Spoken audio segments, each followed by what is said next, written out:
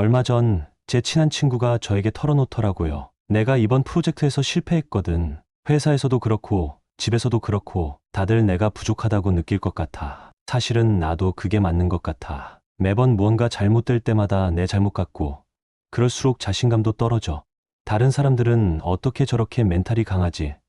난 왜 이렇게 쉽게 흔들리는 걸까? 그 친구의 이야기를 들으면서 저도 한동안 멍하니 있었어요. 왜냐하면 저 역시 과거에 비슷한 고민을 했던 적이 있었거든요. 여러분은 어떠신가요? 혹시 마음속으로 저 이야기 완전히 내 얘긴데 하고 생각하고 있진 않으신가요? 사실 우리가 멘탈이 약하다고 느끼는 이유는 단순히 나약해서가 아닙니다. 우리가 실패나 비난에 대해 지나치게 민감하게 반응하게 되는 데는 다 이유가 있습니다. 그리고 더 중요한 건 그런 상황에서도 흔들리지 않고 단단하게 버티는 사람들이 분명 존재한다는 겁니다. 그렇다면 그들은 우리와 무엇이 다를까요? 그리고 어떻게 하면 우리도 그런 강한 멘탈을 가질 수 있을까요? 오늘 영상에서는 바로 그 특징에 대해 이야기해 보려고 합니다. 여러분, 지금부터 시작할 이 이야기가 스스로를 더 단단하고 강하게 만들기 위한 첫걸음이 되길 바랍니다. 멘탈 강한 사람들의 기분관리법 4가지. 첫 번째, 일주일에 한 번은 온전히 나를 위한 시간을 가진다. 멘탈 강한 사람들은 자신만의 시간을 반드시 가진다. 멘탈이 약한 사람들의 상당수는 자신만의 시간이 없는 경우가 많다. 그러니 남들의 생각이나 행동에 쉽게 휘둘리게 되고 그 생각이나 행동이 스스로에게 잘 맞는지 인지할 능력이 없다. 누군가가 넌 되게 매력이 없는 애야라고 말하면 기분 나빠하고 반박해야 하는데 난 매력이 없나 봐라며 스스로를 자책한다. 이런 사람들에게 가장 필요한 것은 무엇보다 자신만을 위한 시간이다. 정작 남들을 돌보느라 자신을 돌보지 못했기에 스스로 내면의 소리를 듣고 자신이 어떤 사람이고 어떤 걸 원하는지 여유 있게 돌아보는 시간이 필요하다. 그 과정에서 스스로에 대한 자기 확신을 찾고 그 자기 확신을 통해 어떤 것에도 흔들리지 않는 단단한 멘탈을 유지한다. 두 번째, 상대방과 나를 비교하지 않으려 노력한다. 상대방과 나를 비교하지 않을 순 없다. 인간은 애초에 비교할 수밖에 없는 본능을 타고났기 때문이다. 하지만 멘탈이 강한 사람들은 그럼에도 불구하고 비교하지 않으려 노력한다. 비교는 불행에 덧치고 나보다 뛰어난 사람들은 세상에 정말 많다는 사실을 너무도 잘 알고 있기 때문이다. 이런 경우 멘탈이 약한 사람들은 자신들보다 못난 사람들, 떨어지는 사람들과 본인을 비교하며 위안 삼는데 이런 경우도 굉장히 위험하다. 나는 그래도 쟤보단 낫지의 마인드는 발전을 저해하고 스스로를 퇴보시키는 생각이기 때문이다. 그냥 비교 자체를 하지 않으면 된다. 상대방의 노력과 성취를 존중하고 박수를 쳐주면 되고 내가 가는 길에서는 그 누구와도 비교하지 않은 채 꿋꿋이 걸어가면 된다. 멘탈이 강한 사람들은 오로지 과거의 나와만 비교한다. 과거보다 나은 현재를 살고 있다면 그걸로도 충분하다. 세 번째, 힘든 일이 있으면 최선을 다해서 좋은 결과를 얻었던 과거를 떠올리며 힘을 낸다. 멘탈이 약한 사람들은 힘든 일이 있으면 안 좋았던 과거들을 떠올리곤 한다. 아, 이때도 이렇게 해서 잘 안 됐던 것 같은데 또 이런 일이 생기다니 그때처럼 그렇게 또 실패할 것 같아. 이런 식으로 안 좋은 결과를 받아들였던 과거들만 생각하니 당연히 현재도 잘못될 수밖에 없다. 내가 하는 생각이 현재를 결정하니까. 반면 멘탈이 강한 사람들은 좋은 결과를 얻었던 과거를 떠올린다. 그래, 그때 내가 이겨내고 좋은 결과를 얻었었지. 이번에도 잘 해낼 거야. 그때도 견뎠는데 지금도 못 견디겠어.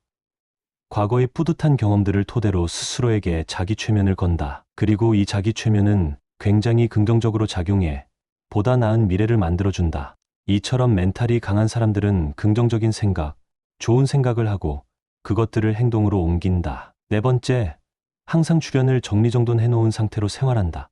주변이 깔끔해지면 마음도 단단해진다. 정말 큰일을 이뤄내고 싶다면 침대 위 이불부터 정리하라는 명언이 있듯 멘탈이 강한 사람들은 사소한 자기관리부터 철저하다. 그들은 기분을 관리하기 위해 항상 주변을 정리정돈 해놓는다. 주변이 깔끔해야 본인의 기분도 평온해진다는 것을 잘 알고 있기 때문이다. 주변이 어지럽고 집안이 어지러운 사람들은 본인의 기분도 마음도 어지러울 수밖에 없다. 그런 것들이 어떤 식으로든 표출되는 것이다.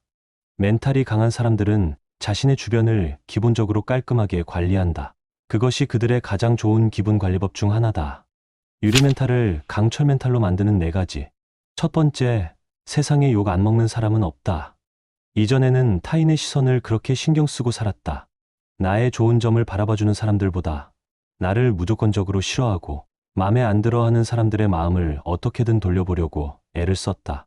하지만 그렇게 해도 그런 사람들은 여전히 날 싫어하거나 호구 취급하는 경우가 많다. 나를 이유 없이 싫어하는 사람들에게 잘 보이려 애쓰는 건 밑 빠진 독에 물 붓기와 같다. 내가 붓는 물의 양보다 독에 뚫린 구멍이 훨씬 커 채워질 수도 없고 내 소중한 감정과 마음만 다친다. 대부분이 좋아하는 사람이라도 싫어하는 사람들이 있다. 그런 사람들은 어떻게든 싫어할 이유를 찾기 때문에 노력을 한다 하더라도 절대 그 사람들의 마음을 돌릴 수 없다. 걔 너무 친절해. 가식적이야. 걔 너무 잘났지 않냐? 재수 없어. 싫어하려면 얼마든 싫어할 이유를 만들 수 있다. 그러니 그런 사람들에게 맞춰주며 스트레스 받을 바에 그냥 마이웨이를 걷자. 두 번째, 남 사는 얘기에 너무 관심 갖지 마라. 내 인생이 아닌 남의 인생을 살게 된다. 다른 사람들의 얘기를 자주 하다 보면 나도 모르는 새에 내 인생이 사라진다. 걔는 어떻대? 쟤는 어떻대? 이런저런 얘기를 하다 보면 어느덧 그 사람과 내 인생을 비교하고 있는 나를 발견한다. 남의 얘기 자주 해봤자 남는 건 하나도 없다. 내 인생 살기에도 바쁘고 해야 할 일이 첩첩산중이다. 자신이 아닌 다른 사람들의 삶을 꿰뚫고 있는 정보통들이 있다. 그런데 이런 사람들의 상당수는 자신의 인생이 별 볼 일 없는 경우가 많다.